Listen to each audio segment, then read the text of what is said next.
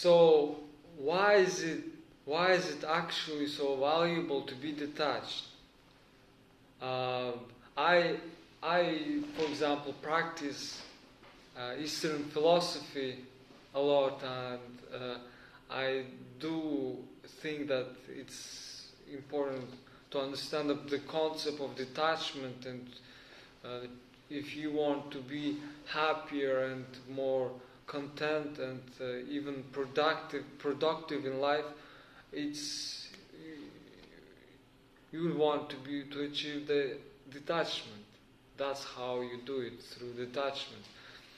Um, but it's people when people think about detachment, see what they what they see it as like empathy. They no, not empathy, but not caring, like apathy. They confuse it with apathy, right? Right? Because I actually, they might think that I actually don't care about detachment. What I want is more care, more ambition, and more. I want to care more about stuff, because that's what leads to motivation and effort. Because what we struggle with is having not had struggle with motivation, and um, um,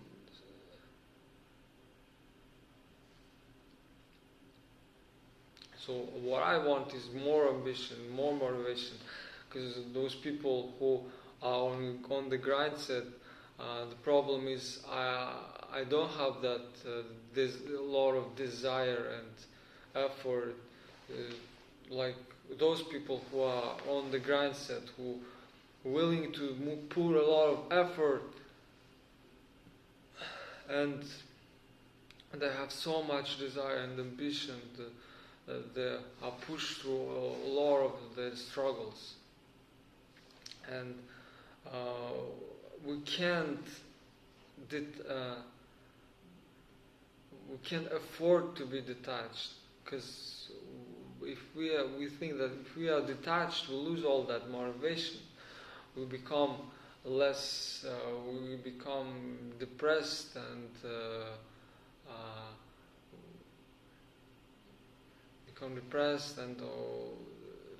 lose all the desire to change life circumstances. Uh, so before going to the detachment, what we must understand is default thinking of our default model of our motivation that most people have. So there are two components. The first component is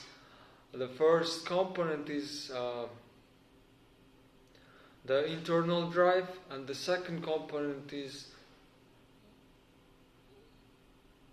the first component is internal drive, and the second component is external resistance to action.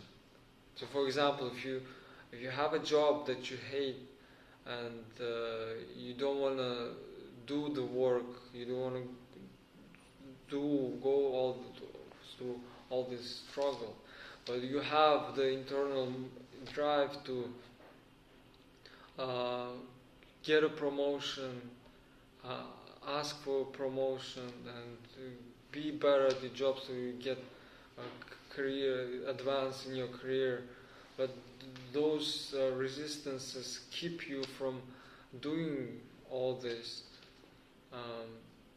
positive stuff. Is all these resistances keeping you from actually from acting in a productive way. And we think that if I have more drive to change, or more drive to work, and have stronger ambitions and desires, that we think can overcome the all these resistances of that all these resistances of hatred of the job, right? And which is actually which can actually be problematic. But I have another example of loneliness. When you feel lonely and anxious, so this generation is the loneliest generation that have ever been. People are more separated from each other. The loneliness epidemic is keeping to rise there alongside with depression and anxiety. So when you feel a lot of these negative emotions of loneliness, they push you towards these internal drivers, push you towards going out and meeting people, going to social, putting yourself in a social scenarios. The problem is when you put yourself in a social situation, what happens is when you put yourself in a social situation, what happens is your social anxiety now kicks in. Now you have feelings of shame, probably, or inadequacy. You start your own thoughts start to eat you from inside, and it becomes the social interactions become very awkward and cringy. You find yourself cringing a lot, and all these negative emotions now put you. All this resistance, as external resistance, now put you back in your spot of loneliness, and you ping pong from both sides that give you a lot of negativity. As the problem is ambition and overcoming loneliness and using this negative fuel, crude fuel to motivate yourself, they can lead to burnout. They can lead to, and it's very unpleasant. A lot of people who feel socially anxious, they have a lot of negative. It's very unpleasant to be in this situation. So, but we can't become what we have to do. We think that we have to be more ambitious and more driven, more motivated, right? To overcome these resistances. Because if I become apathetic and there is no desire to get a promotion, to get advanced in a job, you become disengaged, and you have no motivation. You just come in to show up. You just show up to your job, and that's it. You just move on. Try to move on, move through your daily life. And if you don't try to fix your loneliness, and social anxiety will keep you away from ever connecting with people. You just keep numbing yourself and distracting from all these negative thoughts. So when it comes to detachment, what we need to understand about detachment is we think that detachment is from the world that we live in, from our environment. But what it actually is detachment from ourselves. This is the world, this is ourselves, and this is us, through our true selves, like Ahamkara. the Eastern terminology is ahamkara, I think.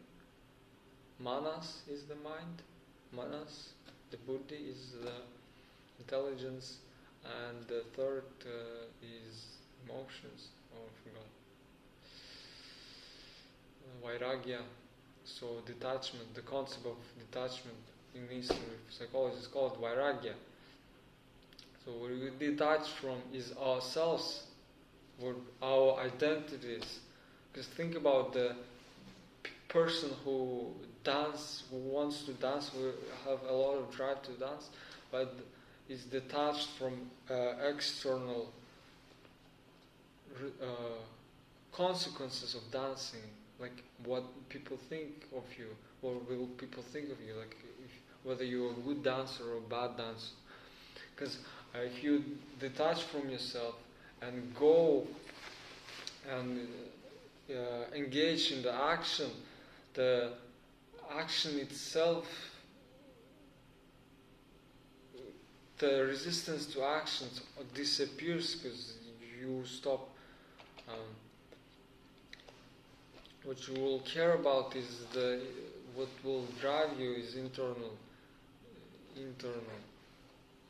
desires to do stuff, to act, and you stop caring about the external circumstances and resistances. Detachment naturally reduces the resistance by lowering the mental activation of your ego and your emotions, right? If you detach, like the same example, if you detach from public speaking, right? If you don't care about yourself and your performance in the public speaking, you just go out and do what you will think about is the thing that you're talking about, and the way people might benefit from the stuff that you are talking about. Not you will stop caring about what other people think, right? Because you have a lower ego, or you will naturally stop caring that what other people might think about you. The other way to improve the other way to achieve the not caring about what others might think of you is just acceptance of yourself. It's release of the identities that you hold on to you based on your past experiences in your life.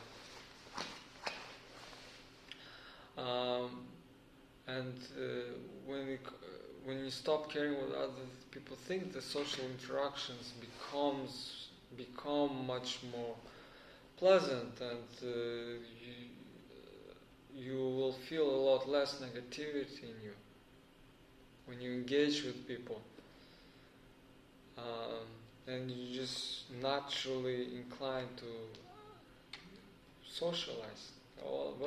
Most of us have natural inclination to socialize with people, to share, right? Because how our emotions evolved and developed is we feel a lot more emotion that we can handle alone. So the excess of emotions are meant to share with other people. That's how we know we are social creatures. When it comes to job, right? A lot of people, when they feel burnt out from the job, when they hate the job that they do, what usually they hate is not the work. First we must differentiate between the work from the job. But the work is the stuff that you actually do, the programming, for example. You might really enjoy the programming. Right? You might you decided to learn to choose this job because you enjoy the work that you do.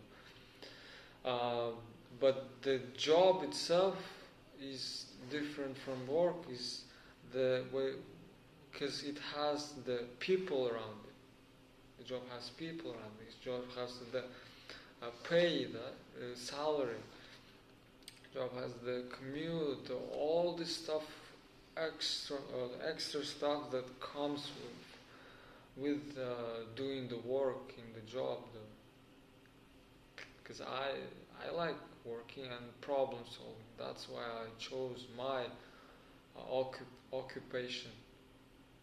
It's really enjoyable. But with the problem with the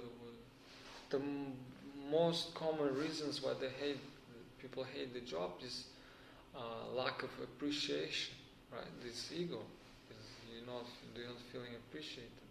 Lack of recognition from your coworkers. You are kind of invisible. There's politics involved, and also the trouble advocating for yourself. You feel inadequate, and that you are not socially performative. Like what happens to me, you feel like asking out a girl when you have trouble asking out a girl. You feel like you are less of a man because of that, and that's like when you have trouble asking for a salary, or advocating for yourself, or being more engaged, getting stuff like other people, networking and stuff. When we don't do this, we feel like a pussy, like a loser, and that's for other people, not for me. That's an ego, right? So when you detach from ego, you lose a lot of resistance. And how we detach, so how we actually do the detachment. So what we can do is, first of all, the number one step to detachment is awareness. So when we cultivate our awareness, we gain control of that thing that we are aware of. Because problem is addiction, for example. When alcoholics or substance addicts, what they are not aware of, that they think that the first problem is that they don't think they are addicted to substances or alcohol or any other stuff. So the first step, what they do in the rehabs, the first step is you introduce yourself as an alcoholic. When you are aware that you have a problem, now you can start thinking naturally. You don't have to put in effort even. You will naturally start thinking of as a way to solutions and problems and obstacles. Analytical and creative mind naturally will engage when you're aware of the problem. So how we practically can do that, we can cite Eastern philosophy for that, right? Eastern philosophers, yogis, have been practicing awareness for thousands of years, and the way they come into conclusion is by using the meditation, because what meditation does is cultivates the skill of awareness in us, right? And you might think like, oh, I've tried meditation, it never worked, and there's all this judgment and hopelessness. The second thing we must do is cultivate, is observe our reactions, because we go out in a social situation and we have this anxiety, right? What we try to do is to solve this anxiety, to no longer feel why am I reacting to this way when someone says that, when someone judges me, and we get caught up in the thought of being upset that we are hurt by this judgment. We try to not think about why we judge our reactions, we judge our emotions, and our egos. Why am I so ego? Why I've been meditating for so long? Why do I still have the ego in me? I've tried so much to be better at writing, and why am I so bad at writing still? And that's judgment, that's ego, which arouses negative emotions. And all we have to do, the thing we have to do is not much, is just be aware. Because in Western philosophy or psychology, whatever the fuck, what we think is to fix the problem, we actually need to do more. Right? We need to we succeed in life. We want to network more. We need to work more. We need to put effort. That's how we problem solve. Is doing more and more stuff. And the concept of doing nothing, actually just being aware, is foreign to us. And our brains rebel that it just doing awareness. Is that enough? Right? Then just observe. Just observe and keep meditating. And reduce your attachments. Get away from your attachment. Get away from your attachment to your desires, to your selfishness, right? And move towards selfless desires. Because you can't get away from all of your desires. What you have to do is become selfless, cultivate more selfless desires as a substitute. Losing all of your desires is impossible. That's it.